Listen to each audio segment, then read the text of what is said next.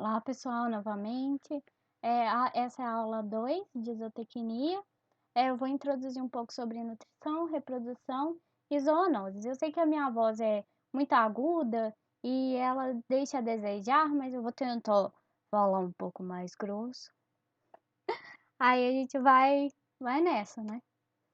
Noções de nutrição, alimentos e alimentação animal.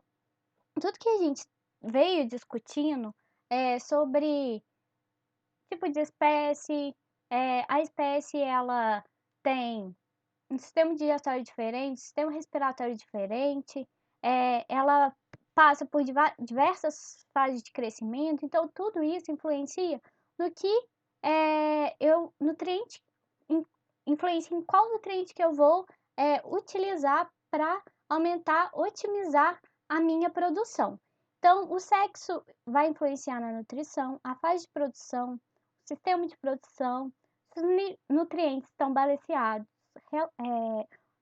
um relacionado com o outro, doses certas de nutrientes e idade. Então, o objetivo da nutrição é proporcionar ao animal a quantidade de nutrientes necessários para que ele possa crescer com qualidade, saúde e para que possa produzir e se reproduzir. O alimento é uma substância que, consumida por um indivíduo, é capaz de contribuir para assegurar o ciclo regular de sua vida e a sobrevivência da espécie a qual pertence. Três características são importantes na alimentação. O valor nutritivo de um alimento não é sempre o mesmo. Não pode ser uma substância tóxica e deve ser palatável para o animal. Por exemplo, uma quantidade de ração, ela não tem um valor nutritivo, por exemplo, uma marca não tem valor nutritivo como outra marca de ração. Por exemplo, a gente vai comprar uma comida, a gente tem que olhar na bula não, né? No receituário, lá no ingredientes, o que tem de proteína, o que tem de carboidrato, e também não pode ser uma substância tóxica.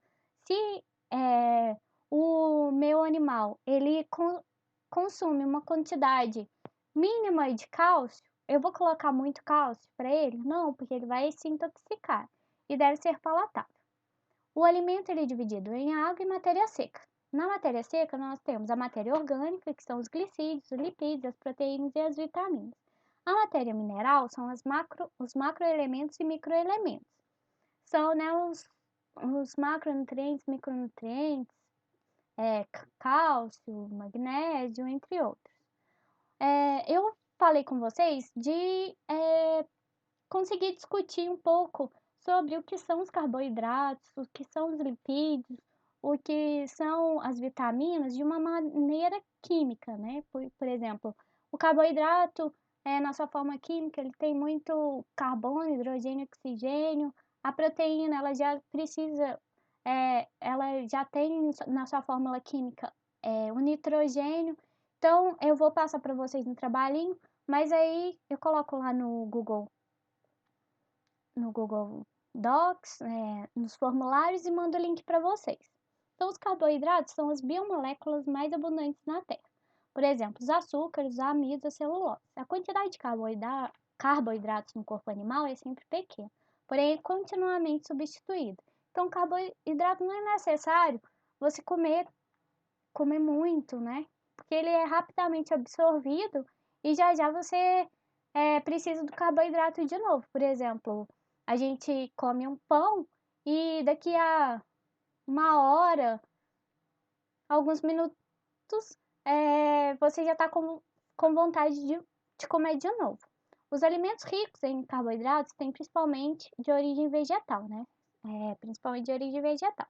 São os grãos ricos em amido, as folhas, as palhas, talos ricos em celulose, os tubérculos ricos em açúcares e os frutos também. As proteínas são substâncias muito importantes para a alimentação, pois delas o organismo não pode produzir. O nosso organismo não consegue produzir por si só as proteínas, então elas devem ser consumidas através de alimentos. As proteínas estão relacionadas com todos os processos de manutenção do corpo, por exemplo, desde a defesa, a formação de célula, digestão de alimentos e o crescimento do músculo. As principais fontes de proteínas são carne, ovo, leite e seus derivados. Os lipídios são alimentos vegetais e animais que possuem substâncias insolúveis na água. Então, elas não se misturam com a água. Os lipídios podem ser tanto de origem animal quanto de origem vegetal. Animal, por exemplo, a gordura do porco. E vegetal, os óleos de milho, de soja, de dendê, entre outros. Os lipídios também são utilizados na alimentação para fornecer energia para o corpo. Então, eles se comportam no corpo como os carboidratos. As vitaminas, a sua maioria também o organismo não consegue produzir, porém são indispensáveis.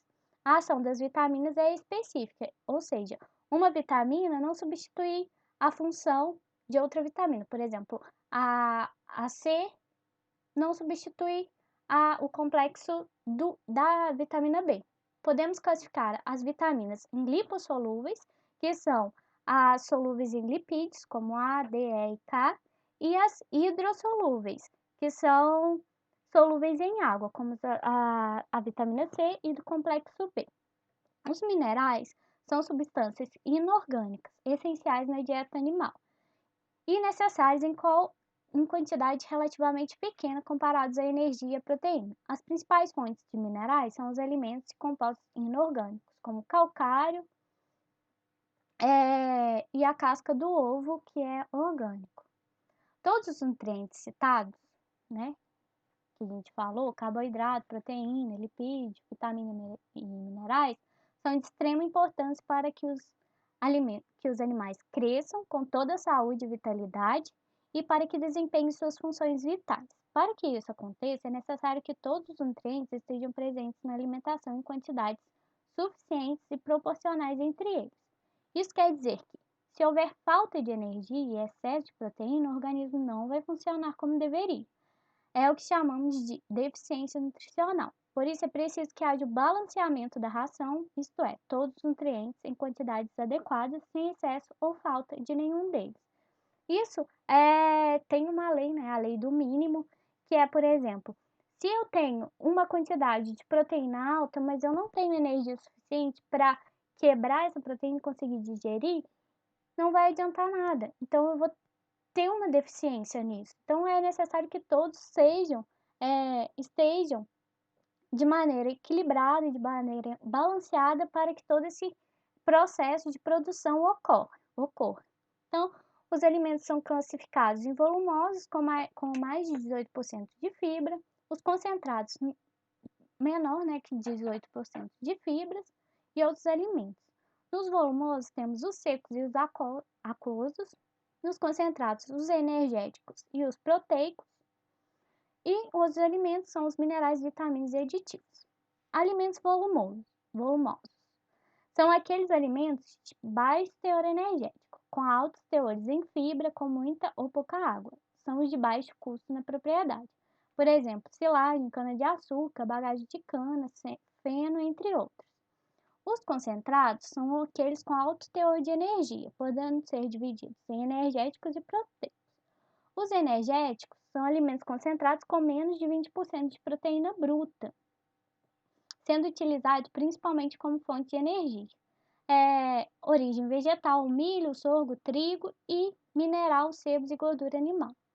Os alimentos proteicos são alimentos concentrados com mais de 20% de proteína bruta, sendo utilizados principalmente como fonte de proteína. Pode ser de origem vegetal, como farelo de soja, farelo de algodão, de girassol, a soja mesmo em grão, amendoim, caroço de algodão, ou de origem animal, farinha de sangue de peixe, carne, osso, entre outros. Uma ração completa e balanceada contém uma mistura de ingredientes que fornece a quantidade ideal de nutrientes que cada espécie necessita. Quando fornecemos uma ração completa, não é preciso suplementar com nenhum outro tipo de alimento, pois ele será responsável por nutrir o animal em cada fase de reprodução. No entanto, né, para utilizar alimentos alternativos na suplementação alimentar, Isso faz com que reduza o custo, né, de ração na produção. Porém, é importante lembrar que a gente não se conhece, ou quando se conhece, ele é deficiente em algum tipo de nutriente. Então, quando se usa alimentos alternativos, é necessário sempre substituir com, com bastante variedade de alimentos para suprir essas necessidades animais. Princípios da reprodução dos animais domésticos. Entrando na reprodução, o objetivo da reprodução é perpetuar a espécie de interesse produtivo. A fêmea tem como objetivo a produção do gameta, a liberação desse gameta em local onde possa ser fertilizado pelo gameta masculino, além de fornecer um ambiente adequado para o desenvolvimento e crescimento do embrião, e assim expelir o feto quando ele for capaz de sobreviver fora do corpo da mãe. O macho tem como funções a produção de gametas, a introdução e liberação dos gametas no trato reprodutivo da fêmea e a produção de hormônios sexuais. Cada pai contribui com metade das características no novo indivíduo. O filho, por isso, então, a gente precisa observar, né, atentamente os animais que vamos escolher como os reprodutores, porque 50% do indivíduo, do animal, vem da mãe, e 50% das características genéticas vem do pai. Então, a escolha dos reprodutores. A escolha dos reprodutores tem muita importância para o sucesso de uma criação zootécnica. É preciso escolher animais capacitados em transmitir virtudes produtivas aos seus filhos. Então, por exemplo, se eu quero produzir bastante leite, eu vou selecionar uma vaca que tenha características que deem muito leite, né? Que aumente bastante essa produção. O aspecto qualidade da fêmea é muito importante, mas a quantidade é menor, significativamente que a dos machos. Por quê? Porque o macho ele vai gerar muito mais filhos do que a fêmea. Então, é bastante interessante a gente ter um macho como principal desenvolvedor, né? Diversos aspectos devem ser levados em consideração quando se deseja adquirir ou escolher animais para reprodução, sendo eles observações ligadas ao indivíduo, observação dos pais e observação dos filhos. As observações ligadas ao indivíduo, essas observações revelarão as boas e más qualidades resultantes do que foi proporcionado através da união dos pais dos indivíduos exteriorizado pelas características do ambiente. Ou seja, tudo que o indivíduo é porque ele herdou do pai ou da mãe e as características do ambiente que ele está. Então, nessas observações, devemos levar em conta alguns aspectos. A saúde. Então, enquanto o indivíduo lá, por que eu vou escolher ele para procriar? A saúde. Observar a presença ou ocorrência de doenças transmissíveis, características sexuais. Observar a expressão da sexualidade pela masculinidade ou feminilidade do indivíduo. Por exemplo, animais fêmeas muito com uma masculinidade mais alta, elas têm a tendência a não ser férteis. Então, as características sexuais são importantes. Temperamentos. Animais de temperamento nervoso são agressivos, sendo inconvenientes reprodutores, podendo praticar o coito de maneira defeituosa ou mesmo inutilizar as fêmeas. Também é necessário observar a integridade dos órgãos genitais e a produção. Observar qual é o desenvolvimento do indivíduo quanto à característica desejada, para que fatores desejáveis possam ser passados para os seus descendentes. Então, se eu vou escolher uma égua que é boa de trote, de marcha, né? Então, a característica do indivíduo dela, ela tem que ser boa de trote. Observações dos pais. é o estudo dos pais do animal, principalmente de animais jovens, cujo o julgamento não pode ser feito com muito critério.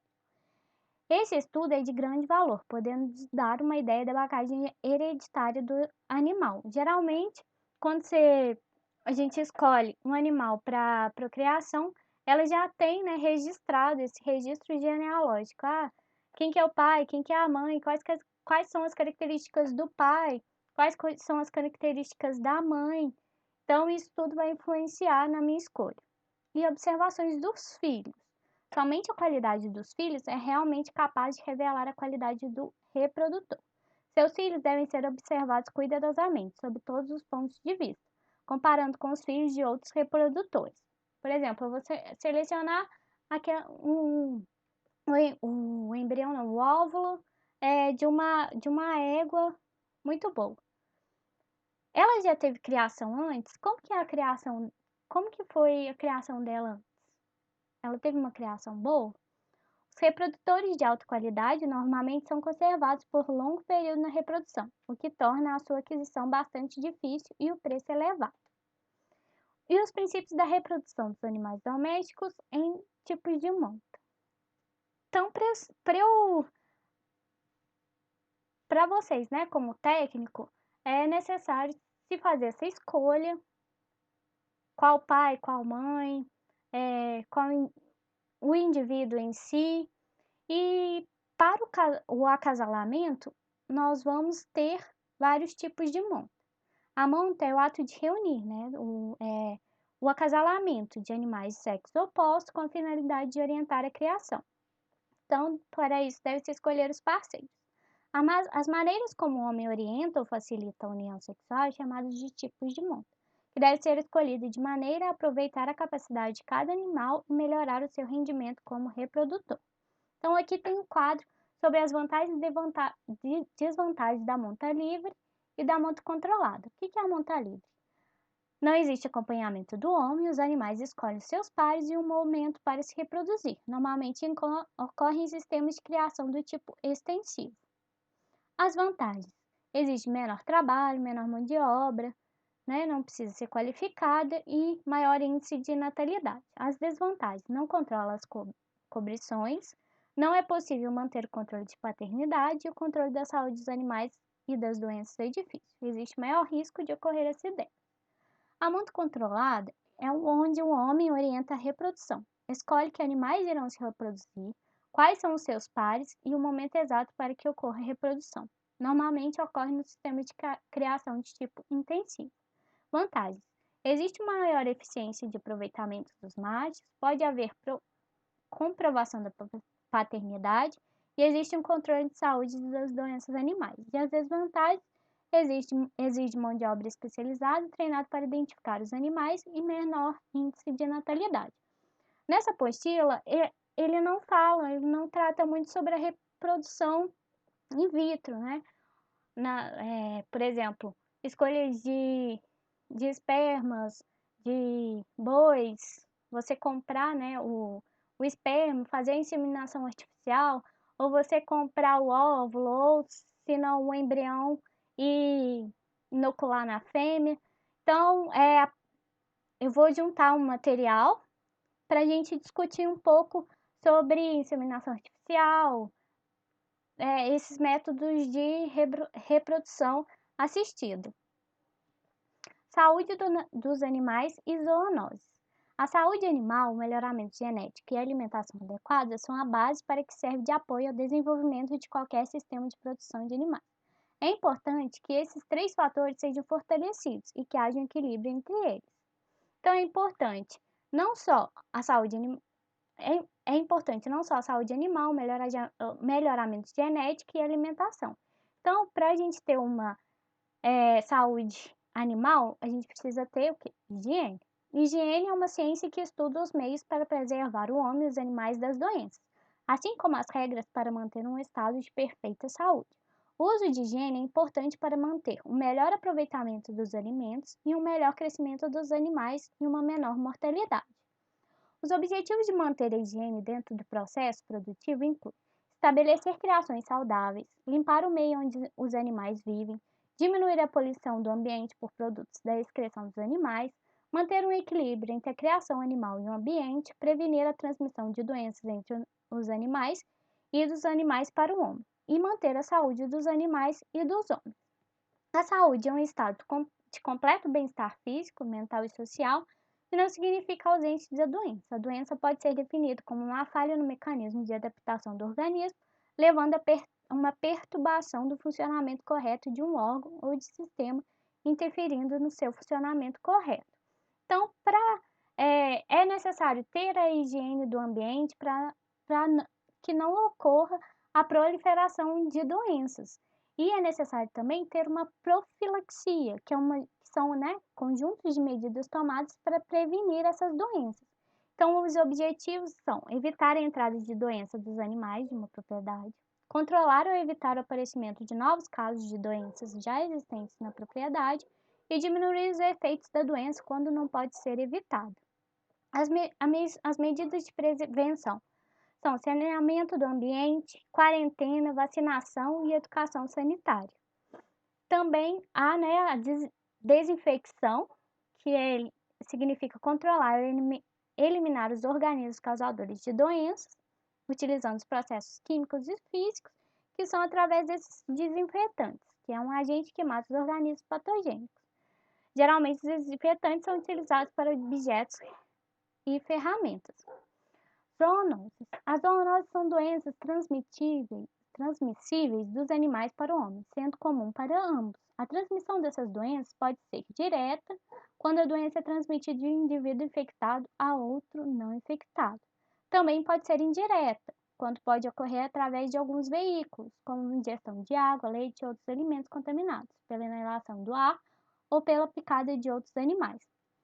Como fatores responsáveis pela ocorrência de zoonoses, podemos citar quando o homem e os animais compartilham o mesmo ambiente, a falta de higiene favorecendo a proliferação de insetos e roedores e a penetração do homem em novas áreas geográficas.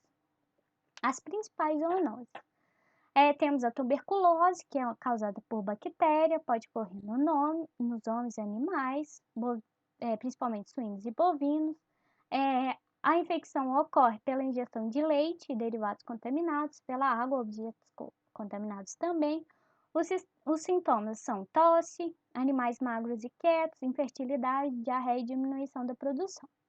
A leptospirose, causada por uma bactéria, pode ocorrer nos animais domésticos e silvestres.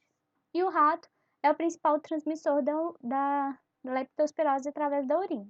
A infecção ocorre pelo contato desses animais infectados, né, banho em águas contaminadas, e os sintomas incluem febre, magreza e abortos.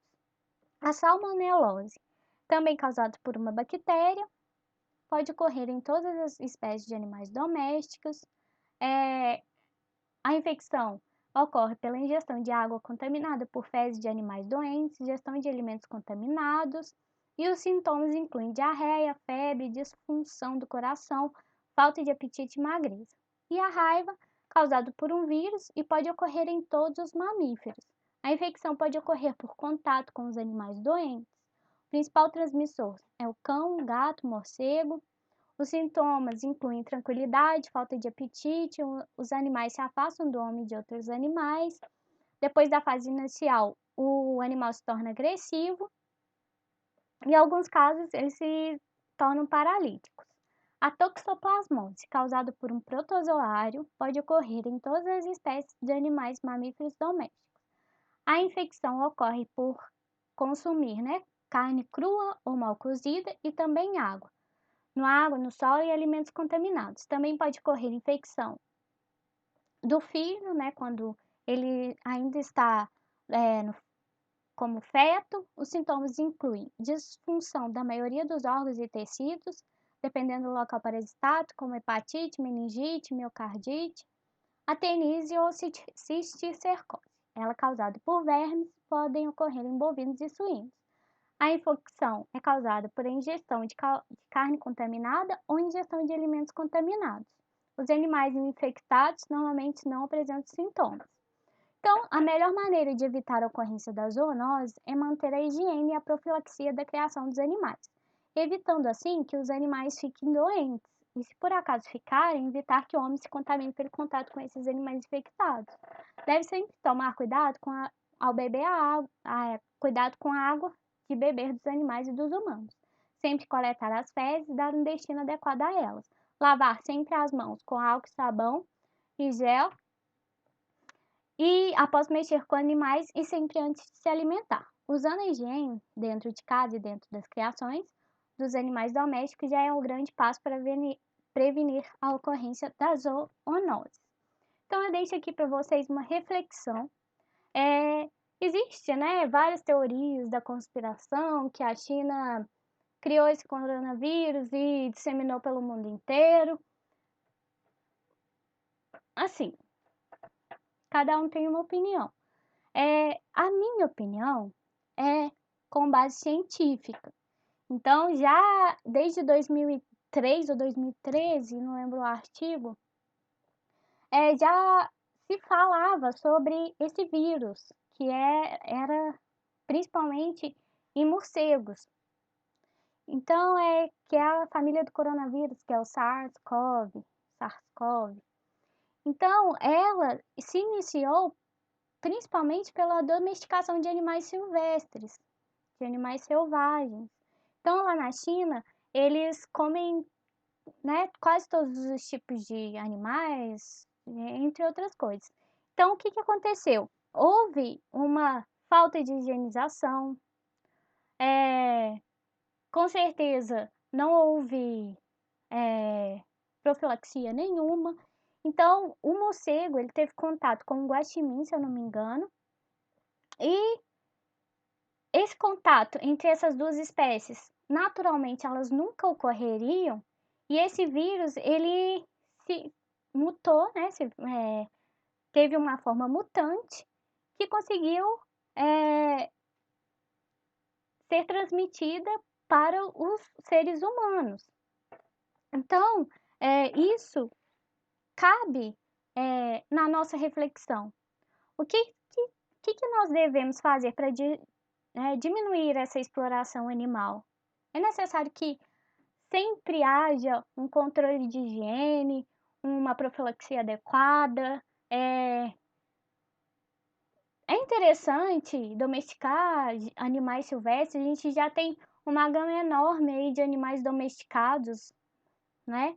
Então, eu deixo para vocês pensarem quais atitudes que nós podemos tomar em relação às conclusões, né, tiradas dessa pandemia. Olha o que está acontecendo. Consumo excessivo, degradação ambiental, queima, inserção do homem na natureza, que isso não é uma forma natural e que traz problemas muito grandes para a gente, para nós humanos, enquanto nós temos uma interação muito grande. Então, isso é muito. O contato nosso é muito grande. Então, eu deixo aí para vocês pensarem. É necessário a gente, sei lá, produzir o nosso próprio alimento, ou quando a gente for comprar um alimento que ele seja de uma origem próxima, que isso diminui, né, as grandes redes. Vamos diminuir o consumo de carne, que essa discussão é bastante polêmica, mas seria uma forma, vamos diminuir consumo de roupa, de algumas coisas de derivados animais. Nós não temos só o coronavírus, mas também temos o H1N1, que é transmitido muito facilmente pelas aves, né? Então, criações de aves, esse H1N1 é muito controlado. Então, eu deixo isso para reflexão de vocês. Até mais. Obrigada.